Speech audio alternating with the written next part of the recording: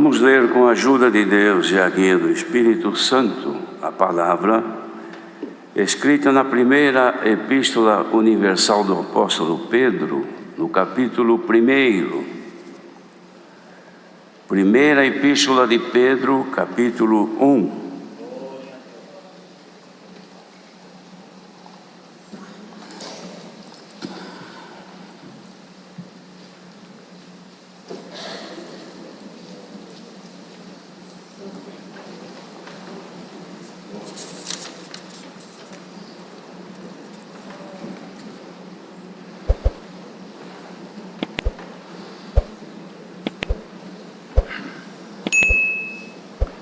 Se todos encontraram, vamos ler então com a ajuda de Deus. Pedro, apóstolo de Jesus Cristo, aos estrangeiros dispersos no Ponto, Galácia, Capadócia, Ásia e Bitínia, eleitos segundo a presciência de Deus Pai, em santificação do Espírito, para a obediência e aspersão do sangue de Jesus Cristo, graça e paz vos sejam multiplicada.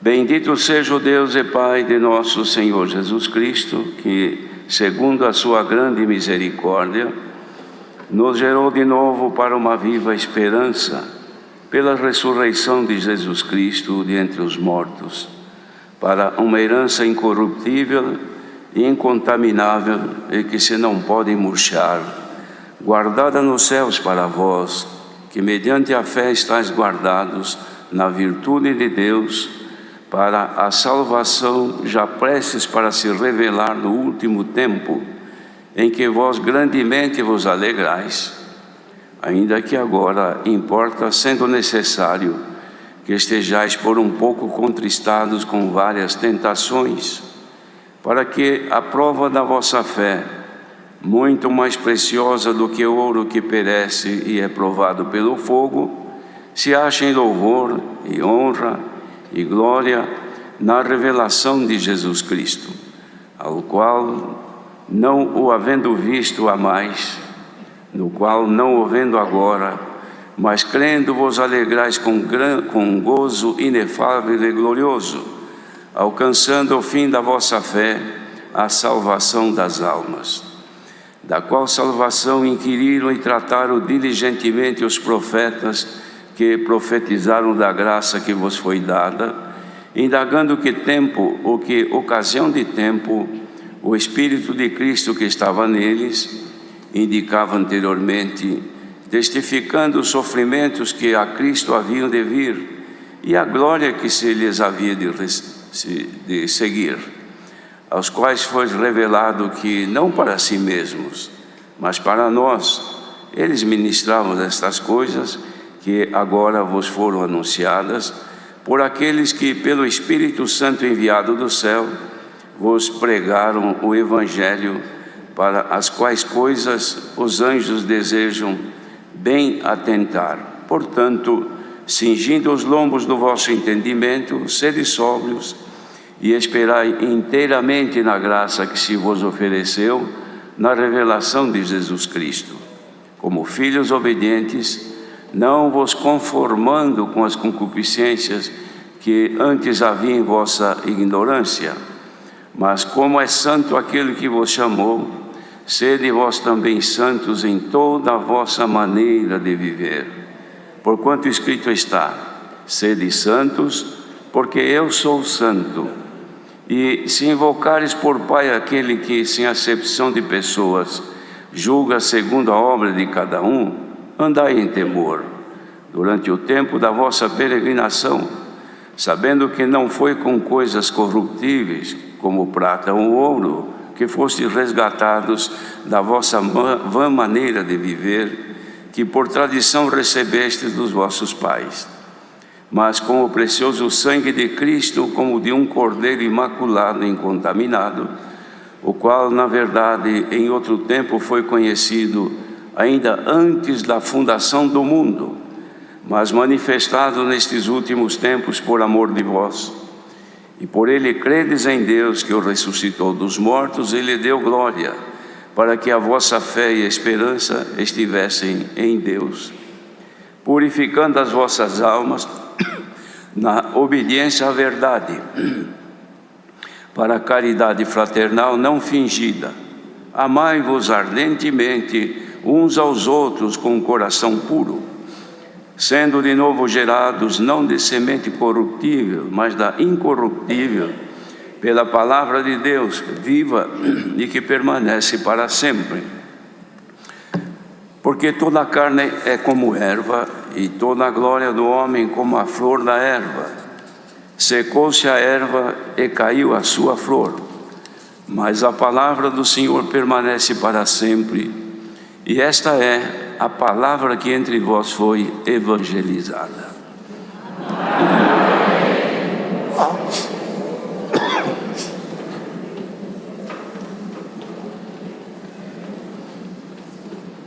Queridos irmãos, esta é a palavra que o Senhor trouxe avante para lermos. É a primeira carta que Pedro escreve com destino universal, esperando que chegasse a todos os crentes daquela época. E pelo poder de Deus também chegou a nós nestes dias. São muitos séculos passados, mas a palavra de Deus ela é viva e eficaz e permanece para sempre.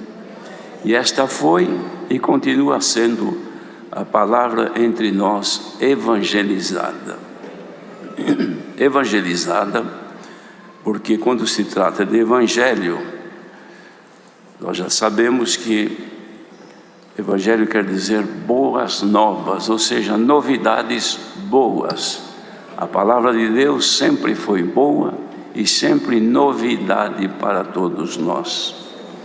E nesta manhã, então, veio avante, irmãos, a leitura desta carta tão santa, com tanta virtude que ela apresenta, que serve para o ânimo do crente que alcançou graça em Jesus Cristo e agora está caminhando, levando consigo esta viva esperança. E assim como creu para que pudesse haver a entrada a esta graça, continua crente, ou seja, esperando sempre na misericórdia do nosso bondoso Deus. Os irmãos vejam que o início da fé das pessoas, ou seja, o princípio da caminhada neste santo caminho, sempre traz consigo, e na verdade até conserva consigo, a esperança de, primeiro, no que é visível, daquilo que é sensível, daquilo que nós convivemos, que nos parece o mais necessário, ou seja, as coisas desta vida presente. Porque a dor nós sentimos na carne, as tristezas também na nossa mente, então, e as contrariedades que nos trazem obstáculos para conseguirmos viver de forma pacífica, também agride o nosso viver. Então, pela nossa sensibilidade, nós damos mais atenção de primeiro plano àquilo que sentimos. E muitos, vindo a esta bendita graça, têm consigo uma esperança de que estas coisas não existam, que agora que eu entrei neste caminho, então a coisa vai mudar. Eu vou ter uma vida melhor, eu vou sofrer menos, e assim por diante. Cria então uma certa expectativa na nossa forma de ser, de viver aqui no mundo. Mas a realidade, irmãos, não foi oculta nunca, desde que Jesus mesmo começou a anunciar. Houve um dia uma pessoa que, vendo as obras que Jesus fazia, porque ele já estava acompanhando, ele era como se fora um discípulo, porque ele estava ali querendo aprender alguma coisa do Senhor. Mas ele, vendo que o Senhor fazia tantas maravilhas, era uma alegria entre eles, ele chegou: mestre, eu quero te dizer uma coisa, eu vou te seguir por onde quer que tu fores, estou disposto, estarei junto contigo, eu vou te seguir. Ele falou isto pensando que o Senhor se sentisse lisonjado e dissesse: gostei da sua proposta, pode vir comigo.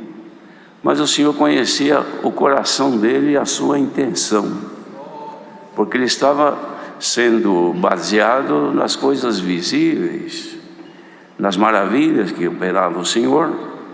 Então ele se interessou por conta disso, e naquela alegria manifesta ali quando as obras eram feitas.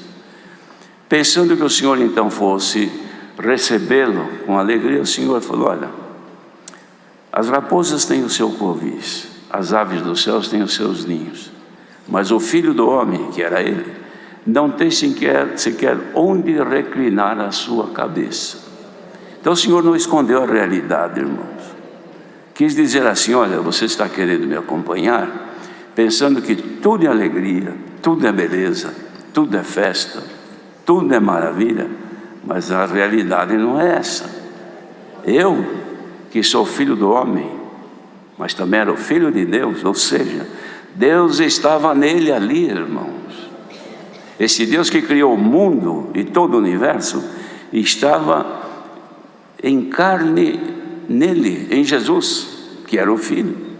Ele disse isto: eu não tenho nenhum travesseiro para pôr debaixo da minha cabeça, não tenho nada. Essa é a proposta minha.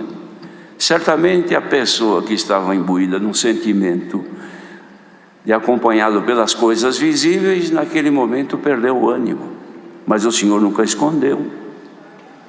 E a palavra de Deus continua sendo pregada, irmãos, sempre na realidade da vida. É verdade que nós estamos sofrendo, todo mundo. A única coisa que existe para o ser humano, irmãos, é uma que todo mundo tem. Dinheiro nem todo mundo tem, saúde nem todo mundo tem, mas esta coisa que eu vou falar agora, todo mundo tem. Pouco ou muito, grande ou pequeno, todo mundo, ninguém escapa, todo ser humano tem. Provações na vida. Quem que não tem isto? Que não sabe o que é isto? Que não sabe o que é contrariedade? Não sabe o que é aflição? Não sabe o que é temores? Não sabe o que é uma dor? Não sabe o que é a dor de um luto? Não sabe o que é a dor de um parto, as mulheres? Não sabe, enfim, tantas coisas. De uma forma ou de outra, o ser humano todo está debaixo do resultado do pecado que Eva e Adão cometeram. Sofrimentos e outra coisa que ninguém escapa, nunca escapou e nem vai escapar, com exceção de 2 que foram arrebatados, mas o resto todo mundo morre. Ninguém escapa da morte. Pode viver 100, 120, 130 anos, mas chega o dia da morte. De modo que estamos igualmente, irmãos, sujeitos ao sofrimento, às aflições deste tempo presente. Mas a palavra anunciada, irmãos, aqui por Pedro, era de que apesar de todas estas coisas, ele então anunciava aqui, dando graças a Deus, bendizendo a Deus, Pai de nosso Senhor Jesus Cristo, que segundo a sua grande misericórdia, não foi pouca misericórdia, foi muito grande, nos gerou de novo para uma viva esperança, pela ressurreição de Jesus Cristo de entre os mortos. Como ninguém escapa da morte, então veio Jesus e trouxe uma esperança de vencer a morte como ele venceu. Foi morto, mas ele ressuscitou. Esta condição deixou também para aqueles que alcançassem essa grande misericórdia, a qual nós alcançamos porque estamos aqui hoje, levantamos cedo neste domingo para vir à casa do Senhor. Por que será? É para alimentar a nossa esperança, que não pode murchar, não pode diminuir. Esta esperança, ela tem que aumentar a cada dia. Por quê? Porque a coisa que nós jamais conseguiríamos vencer é a morte, mas está aqui determinado pelo Senhor que nós iremos vencer. O corpo vai voltar de fato para o seu lugar, a terra espera, é dela, mas aquilo que está dentro de ti, que te faz agora entender a palavra, que te faz meditar e considerar quem tu és, isto aí fica guardado, porque se fores santificado, então vai um dia haver uma ressurreição, e receber um corpo que não é mais este corpo que adoece, que se enruga pelo tempo e morre. Não, será um corpo para viver a eternidade na glória dos céus. Aí está a nossa esperança, queridos irmãos. Então esta é uma herança, dizia Pedro, incorruptível, incontaminável, que não pode murchar, guardada nos céus para quem? Para nós. Esta esperança, irmãos, que não pode acabar, não pode, e se alguém não tem, precisa buscar, porque nós vivemos pela fé e esperança, porque a coisa que se vê não é pela fé, porque pela fé, irmãos, a fé é a forma de crer naquilo que não se vê, mas se espera. A esperança nós não vemos, não apalpamos com as mãos, mas ela é viva, ela está guardada nos céus para nós. Então diz aqui, para vocês, dizia Pedro, para os que ouviam aquele tempo, mediante a fé, vocês estão todos guardados na virtude de Deus para a salvação. Quer dizer, pela fé que vocês receberam, Pedro anunciava aquele tempo, e hoje a palavra é para nós. Pela fé que nós recebemos, nós estamos guardados na virtude de Deus para a salvação. Virtude é poder, irmãos, é força, é algo que conserva, que não deixa estragar. Esta virtude, ela é de Deus, que nos faz estarmos todos guardados para a salvação, já preste a se manifestar, se revelar no último tempo. E dizia ele para aquela irmandade, em que vós grandemente vos alegrais. Será que nós grandemente nos alegramos, irmãos? Em saber que pela fé temos uma esperança guardada na virtude de Deus, para aquele dia recebermos a glória eterna nos céus com um corpo perfeito.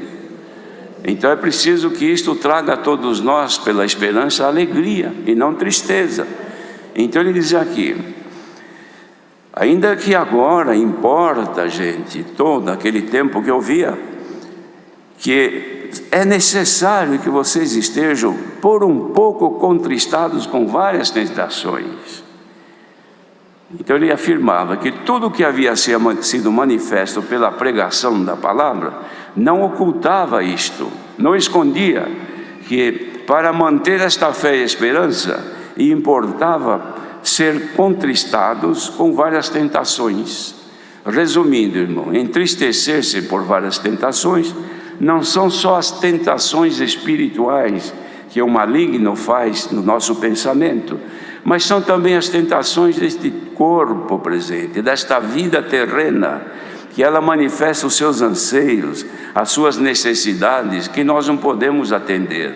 Ou mesmo alguma vez podendo e tendo possibilidade de atender, nós não devemos, por causa do nosso compromisso com a salvação. Então isto traz tristeza, traz sofrimento, mas importa, isto é, deve acontecer que nós passemos por todo este processo na nossa vida, da qual ninguém escapa, que são as provações. Então os crentes que são provados, resumindo isto, a todos os crentes em Jesus Cristo, porque não existe crente que não seja aprovado. A palavra de Deus nesta manhã é esta aqui, para que nós não desanimemos e não deixemos a nossa esperança diminuir ou murchar. Ao contrário, a palavra vem para manifestar em nós que nós teremos, irmãos, na revelação de Jesus Cristo, ou seja, quando Ele aparecer, nós teremos uma glória, uma alegria que jamais o mundo pôde imaginar, irmãos. Então ele dizia, porque vocês não havendo visto o Senhor, mas estão amando, e não veio agora, mas crê, vocês devem se alegrar com gozo inefável e glorioso, alcançando o fim da vossa fé, ou seja, a finalidade da vossa fé, que é a salvação das almas. Isto aqui já era tratado pelos profetas séculos antes daqui de Jesus ser manifesto. Já se tratava disto. Então, para conservar, irmãos, a nossa esperança viva, então ele deixa recomendações. Portanto, dizia, cingindo os vossos lombos, do vosso entendimento, sede sóbrios e esperai inteiramente na graça que se vos ofereceu na revelação de Jesus Cristo. Será que aconteceu isso para todos, a revelação de Jesus Cristo? A primeira revelação de Jesus Cristo foi quando nós cremos nele e fomos batizados. Então o Espírito de Deus veio habitar em nós e se revelou a nós pela natureza divina. E nós agora, tendo sido selados com o Espírito Santo da promessa, quando cremos no Senhor e fomos batizados, todos receberam este dom da promessa, que não confundamos com o dom de novas línguas. Este é outra coisa, mas este dom, irmãos, do Espírito Santo, que é o penhor da nossa herança, trouxe para nós então, pela nossa comunhão com Deus, a certeza de que temos garantido nos céus uma salvação eterna, e que para isso precisamos cingir os nossos lombos, ou seja, nos revestimos da responsabilidade de servir e esperar inteiramente na graça do Senhor.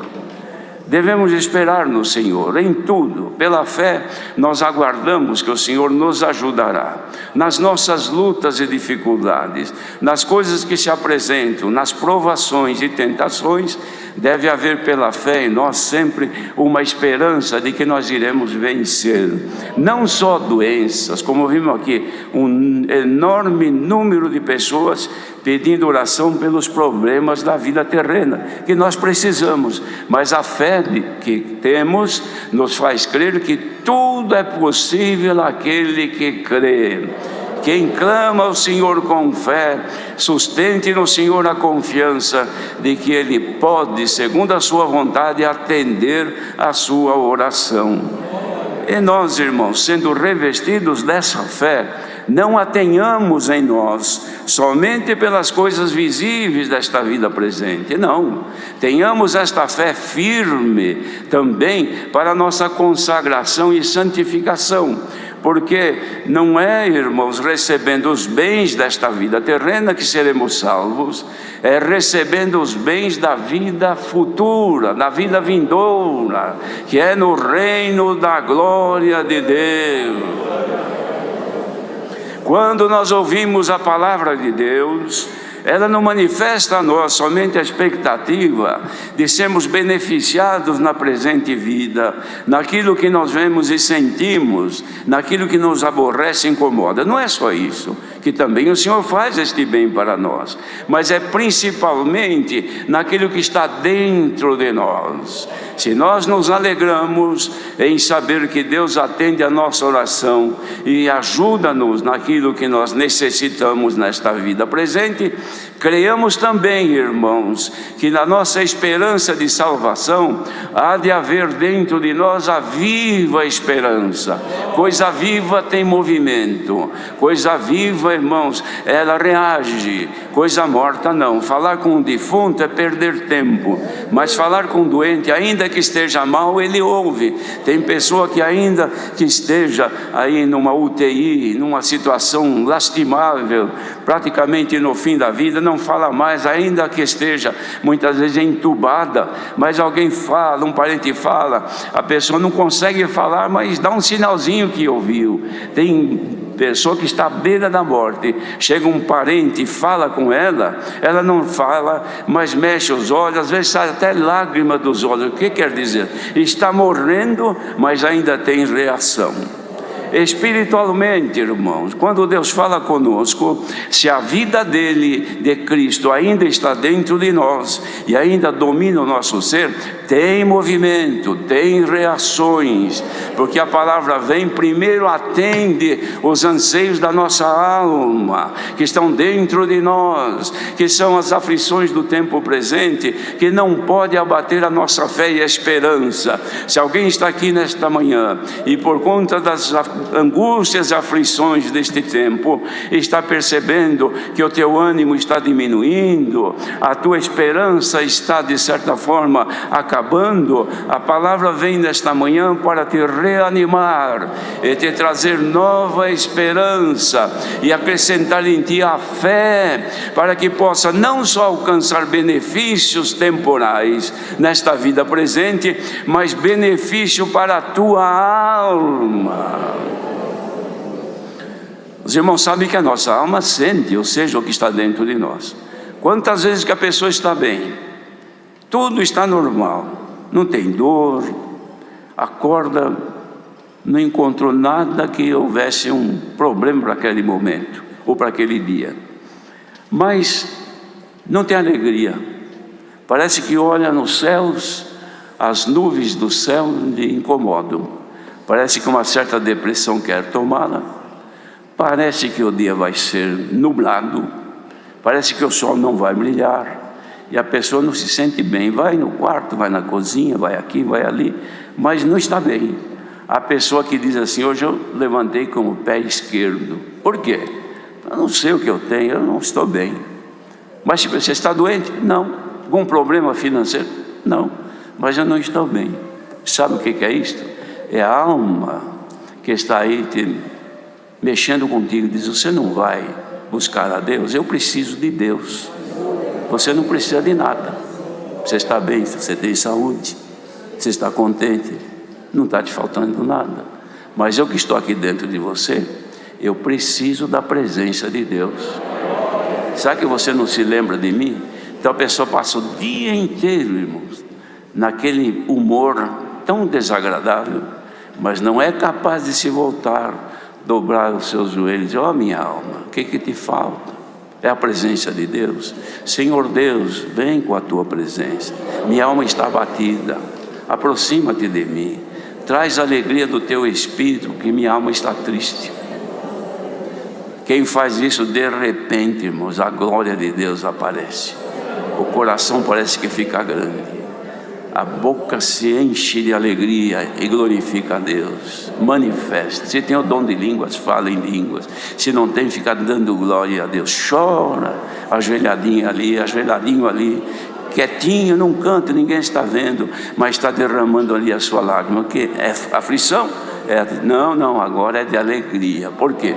Porque o Senhor apareceu e iluminou a minha alma. A Irmandade percebeu isto já? Não acontece isto? Se não acontece é porque a alma está tranquila e está, de certa forma, dormindo, que não percebe a falta de Deus, não sente mais necessidade de que a presença de Deus esteja ali. Ele é alegre. Mas se isso está passando assim, é porque a esperança está murchando. Então quem ouve esta palavra aqui agora, presencialmente, ou quem ouve de outra maneira por este mundo afora, põe-te em comunhão agora e diga: Senhor, minha esperança não pode acabar, a minha fé não pode desvanecer, acrescente em minha fé, faz voltar a esperança na minha alma. O servo de Deus Davi fez uma comparação: como o servo brama pela corrente das águas, o servo que ele dizia é um animal, brama pelas correntes das águas, assim a minha alma suspira por ti, ó Deus. Mas será que isso passa conosco, irmãos? Quantas vezes que a nossa vida não vai bem, nós não estamos tranquilos, e tão pouco espiritualmente também não há vontade de orar, não se canta um louvor a Deus. O nosso ser espiritual está acomodado pela fragilidade que aconteceu em nossa vida espiritual, pelas fraquezas, pelos nossos defeitos, e nós vamos indo desta maneira. O Senhor está aí, mas não sente, e às vezes o Senhor precisa aumentar a prova. Davi também, irmãos, fez numa oração. Ele estava sentindo-se muito bem, tranquilo, tudo normal, mas de repente a coisa ficou difícil para ele, e ele precisou correr aos pés do Senhor e não encontrava o Senhor. Então, irmãos, ele escreveu: Senhor, eu estava bem, não precisava de nada, mas tu, pelo teu favor, fizeste forte a minha montanha. Eu estava andando numa planície tranquilo, de repente apareceu na minha frente uma subida tão íngreme, tão difícil, que eu não conseguia subir.